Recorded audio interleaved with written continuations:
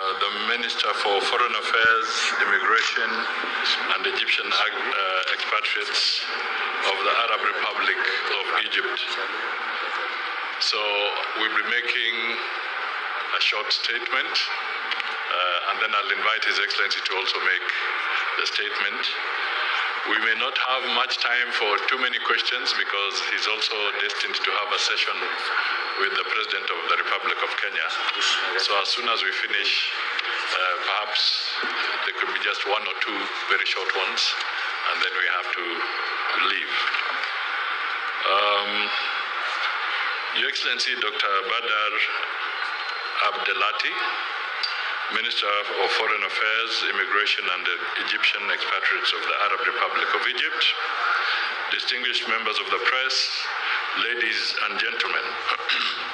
Today I had the distinct honor of receiving His Excellency, Dr. Badar Abdelati, Minister of Foreign Affairs, Immigration and Egyptian expatriates of the Arab Republic of Egypt, who is on an official visit to Kenya. Your Excellency, Kenya values its long-standing and historic relationship with the Arab Republic of Egypt, a partnership founded on mutual respect, shared African heritage, and a common responsibility for regional stability and progress. Since the establishment of the diplomatic relations in 1964, Egypt has remained a trusted partner to Kenya across political, economic, social, defense, and security cooperation. I recall the joint decision during the state visit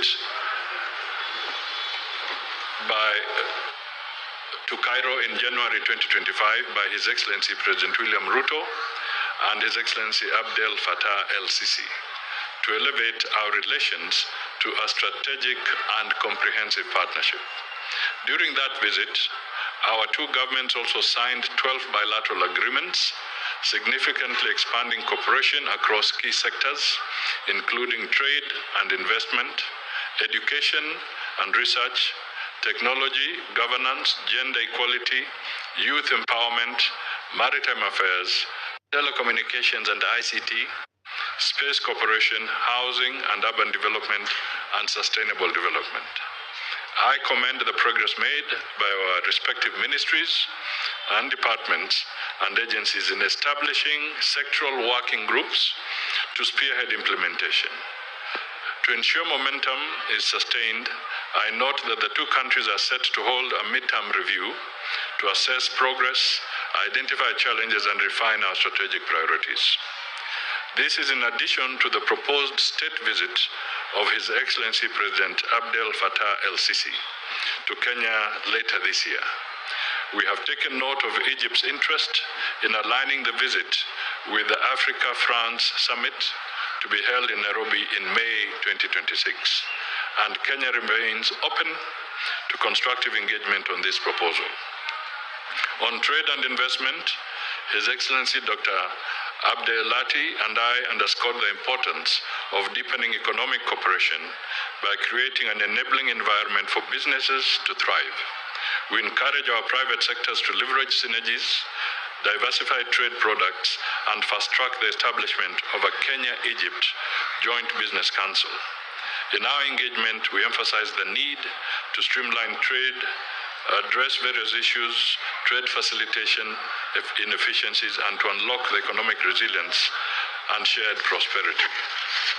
On water security and the Nile Basin, Your Excellency, Kenya reaffirmed its principal position that no party should be left worse off in the utilization of shared water resources. We continue to advocate for African-led, inclusive, and dialogue-based approaches within the Nile Basin Initiative framework. In this regard, Kenya acknowledges Egypt's position as articulated during the 33rd Nile Council of Ministers held in Bujumbura in December 2025, which calls for dialogue, cooperation, and mutual respect, and stands ready to serve as an impartial facilitator to advance cooperative and sustainable Nile Basin management. On capacity building and development cooperation, Your Excellency, Kenya appreciates Egypt's pledge of over $7 million toward high-impact development projects, as well as Egypt's offer of targeted capacity building support in diplomacy, security, agriculture, and religious leadership. Consultations are ongoing to finalize implementation modalities. And today I'm happy to note that His Excellency has indicated that this figure has been adjusted upwards.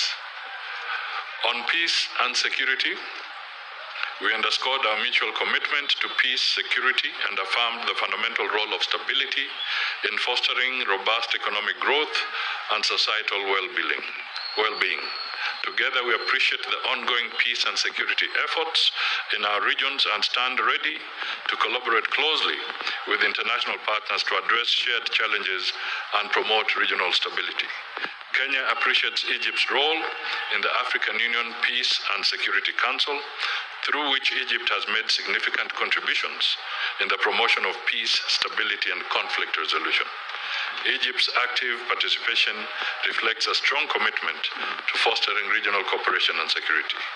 We reaffirmed our steadfast commitment to support peace initiatives in the Horn of Africa.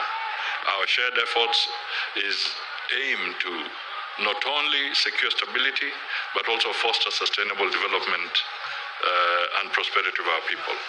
On the African Union reform and multilateral coordination, Kenya, as a champion of African Union institutional reform, reaffirmed its commitment to advancing more effective, unified, and financially sustainable African Union aligned with Agenda 2063. We agreed on the urgency of concluding outstanding reform priorities, including the restructuring of remaining AU organs and clarifying the division of labor between the AU, regional economic communities, and member states.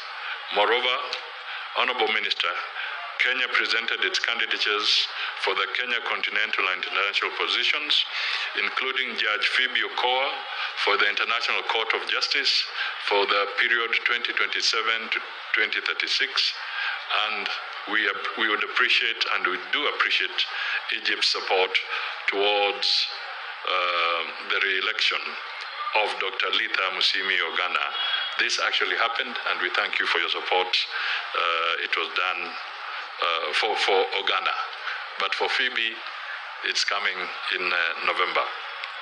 In closing, Your Excellency, Kenya remains firmly committed to advancing our strategic and comprehensive partnership with Egypt as a platform for regional stability, economic growth, and Africa-led solutions. I look forward to sustained engagement grounded in strategic trust, mutual respect, and shared interests. Thank you.